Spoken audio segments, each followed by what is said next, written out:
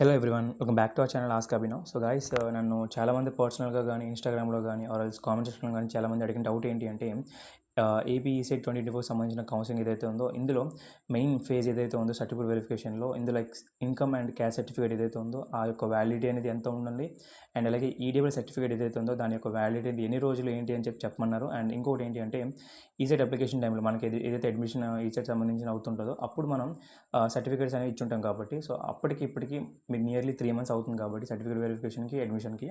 So maybe కొంతమందికి ఏంటి అంటే వ్యాలిడిటీ అయిపోయి ఉంటుంది. సో ఆల్రెడీ కొంతమంది రెన్యువల్ చేసి వచ్చిన వాళ్ళు ఎవరైతే ఉన్నారో ఇప్పుడు వాళ్ళు మళ్ళీ చేంజ్ చేయొచ్చు అని చెప్పి చాలామంది అడుగుతున్నారు కాబట్టి, సో దీనికి కూడా మీకు క్లియర్ కట్ ఇన్ఫర్మేషన్ అయితే ఇస్తానమాట.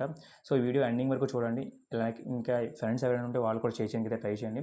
అండ్ ఇంకొక మెయిన్ థింగ్ ఏంటి అంటే నేను ఆల్రెడీ ర్యాంక్ వర్సెస్ సీట్ కానీ, తర్వాత మోస్ట్ ఇంపార్టెంట్ కాలేజెస్ కానీ, తర్వాత autonomous college versus affiliate college ఇలాంటివన్నీ కూడా చేస్తున్నాను కాబట్టి చాలా చాలా ఇంపార్టెంట్ కాబట్టి ఒకసారి మళ్ళీ చూడండి. చూసి డెఫినెట్లీ ఏవైతే ఆ పాయింట్స్ చెప్పానో అవన్నీ కూడా అర్థం చేసుకొని నీట్గా ఒక వెబ్ ఆప్షన్స్ అనేవి మీరు లిస్ట్ చేయగలిగితే మాత్రం డెఫినెట్లీ మీరు అనుకున్న ర్యాంక్ అంటే మంచి కాలేజ్ వస్తుంది అనమాట. ఓకే, సో ఇంకా లేట్ చేయకుండా వీడియో అయితే స్టార్ట్ చేద్దాం. సో ఫస్ట్లీ ఇన్కమ్ సర్టిఫికేట్ ఏదైతే ఉందో ఇన్కమ్ సర్టిఫికేట్ గురించి అయితే మాట్లాడదాం. సో ఇన్కమ్ సర్టిఫికేట్ ఏదైతే ఉందో దానికి వ్యాలిడిటీ అనేది 4 years from date of issue అనమాట. ఏదైతే లైక్ ఎవరైతే ఇన్కమ్ సర్టిఫికేట్ ఉందో వాళ్ళకి తెలుస్తుందనమాట. సో అది కింద మెన్షన్ చేసి ఉంటారు like 4 years from date of issue అని చెప్పి. ఒక ఎగ్జాంపుల్ తీసుకుందాం. ఫర్ ఎగ్జాంపుల్ మీరు 2021లో చేయించాలనుకుంటే, సో అక్కడి నుండి 2021లో మేలో చేయించాలనుకుంటే, సో 2025 మే వరకు అది యూజ్ అవుతుంది అనమాట. అరౌండ్ 4 years వరకు అది ఇన్కమ్ సర్టిఫికేట్ అనేది యూజ్ అవుతుంది కాబట్టి ఒకసారి మీరు ఎవరైతే ఉన్నారో సో మీ యొక్క ఇన్కమ్ సర్టిఫికేట్ అనేది కింద చూసుకోండి ఒకసారి వ్యాలిడిటీ అనేది ఉందా లేదని చెప్పి. ఒకవేళ లేకపోతే మీరు సచివాలయంకి వెళ్తే అక్కడ మీకు రెన్యువల్ అనేది చేయిస్తారనమాట. సో అది చాలా ఇంపార్టెంట్. సో ఇన్కమ్ సర్టిఫికేట్ అనేది చాలా చాలా ఇంపార్టెంట్. ఒకవేళ అది లేకపోయినా సరే మీరు రేషన్ కార్డు ఏదైతే ఉందో వైట్ రేషన్ కార్డు అది తీసుకుని సరిపోతుంది అనమాట. ఓకేనా, రెండు పక్కాగా ఉండాల్సిన అవసరం లేదు, ఏదో ఒకటి ఉన్నా సరే సరిపోతుంది కాబట్టి. ఓకేనా, ఇంకొకటి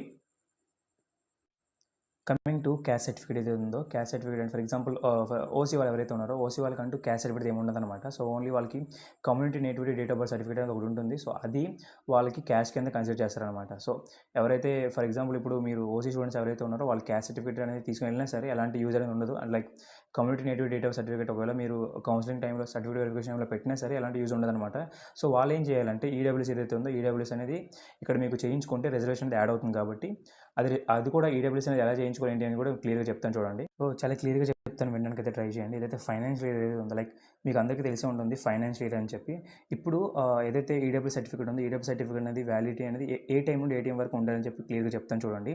ఫర్ ఎగ్జాంపుల్ ఫైనాన్షియల్ ఇయర్ అనేది ఎప్పుడు స్టార్ట్ అవుతుంది, మనకి ఏప్రిల్ స్టార్ట్ అవుతుంది. సో ఏప్రిల్ 2024 నుండి మార్చ్ 2025 వరకు మధ్యలో ఉన్న ఏదైతే ఈడబ్ల్యూ సర్టిఫికేట్ ఉందో ఈడబ్ల్యూ సర్టిఫికేట్ అనేది ఆ రేంజ్ ఉన్న వాళ్ళకి మాత్రమే తీసుకుంటారు అనమాట. ఇఫ్ ఇన్ కేస్ ఒకవేళ మార్చ్లో ఉన్నా సరే, ఫిబ్రవరిలో ఉన్నా సరే జనవరిలో ఉన్నా సరే వాళ్ళు ఒప్పుకోరనమాట. సరే దానికి వ్యాలిడిటీ అనేది అయిపోయింది కాబట్టి మీకు మళ్ళీ పెండింగ్ అనేది వస్తుంది కాబట్టి చూసుకోండి. ఓకేనా, సో ఈడబ్ల్యూఎస్ అనేది మీకు రిజర్వేషన్ కలవడానికి చాలా ఇంపార్టెంట్ రోల్ ప్లే చేస్తుంది కాబట్టి చాలా ఇంపార్టెంట్ ఓసీ స్టూడెంట్స్ ఎవరైతే ఉన్నారో సో చాలా జాగ్రత్తగా చేయించుకోవడానికి అయితే ట్రై చేయండి. ఓకేనా, సో ఏప్రిల్ 2024 నుండి మార్చ్ 2025 వరకు మీకు ఒకవేళ రెన్యువల్ చేయించుకుంటే ఓకే, ఏదైతే సచివాలయం ఉందో సచివాలయం దగ్గరికి వెళ్తే వాళ్ళే చేయించేస్తారనమాట. ఓకేనా, సో కమింగ్ టు బీసీఏ తర్వాత లైక్ బీసీ ఓబీసీ కేటగిరీస్ ఉంటారు కదా వాళ్ళు, ఎస్సీ ఎస్టీ వాళ్ళు ఎవరైతే ఉంటారో వీళ్ళకి అంటే లైక్ నాకు ఓసీ అంటే లైక్ క్యాస్ట్ గురించి నాకు చాలా క్లియర్గా తెలియదు. అంటే లైక్ మిగతా ఎవరైతే ఎస్సీ ఎస్టీ కానీ తర్వాత ఓబీసీ ఎవరైతే ఉంటారో వీళ్ళందరికీ కూడా లైక్ డేట్ ఆఫ్ ఇష్యూ అనేది కొంతమంది 6 months అంటున్నారు, కొంతమంది 4 years అంటున్నారు.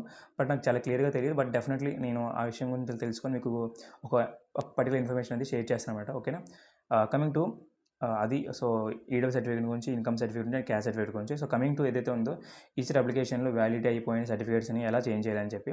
సో మీకు బిఫోర్ క్యాండిడేట్ రిజిస్ట్రేషన్ ఏదైతే ఉందో ఆ క్యాండిడేట్ రిజిస్ట్రేషన్ టైంలోనే మీకు కొన్ని సర్టిఫికేట్స్ అనేవి మీకు రీఅప్లోడ్ అని అడుగుతుంది అనమాట. సో అప్పుడు మీరు ఏం చేయాలంటే ఏదైతే rank card hall ticket number, దాని తర్వాత మీ పాస్వర్డ్ కొట్టిన తర్వాత మీకు క్యాప్చా ఎంటర్ చేసిన తర్వాత మీకు డీటెయిల్స్ అనేవి మళ్ళీ ఫిల్అప్ చేయమంటుంది అనమాట.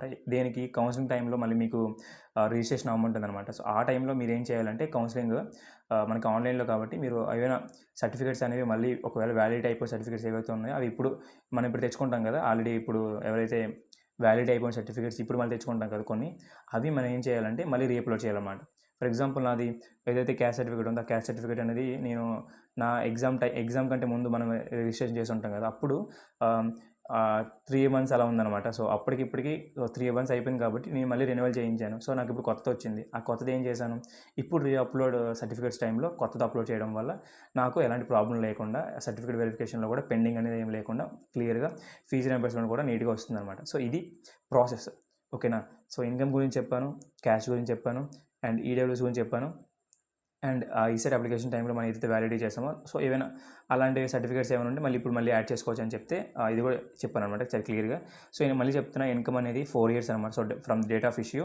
అండ్ క్యాష్ అనేది ఓసీ వాళ్ళకి ఈడబ్ల్యూఎస్ అనేది చాలా చాలా ఇంపార్టెంట్. మీకు ఒకవేళ ఓసీ వాళ్ళకి ఏదైతే ఉందో ఆ క్యాష్ అనేది లేకపోయినా పర్లేదు, బట్ ఈడబ్ల్యూఎస్ అనేది చేంజ్ అయితే ట్రై చేయండి. అది చాలా చాలా ఇంపార్టెంట్ అనమాట. ఓకేనా. సో ఒకవేళ మీకు ఇన్కమ్ సర్టిఫికేట్ లేకపోయినా సరే రేషన్ కార్డు అయితే ఓకే అనమాట. ఓకేనా.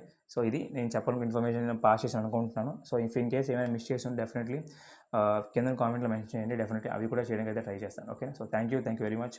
జై హింద్.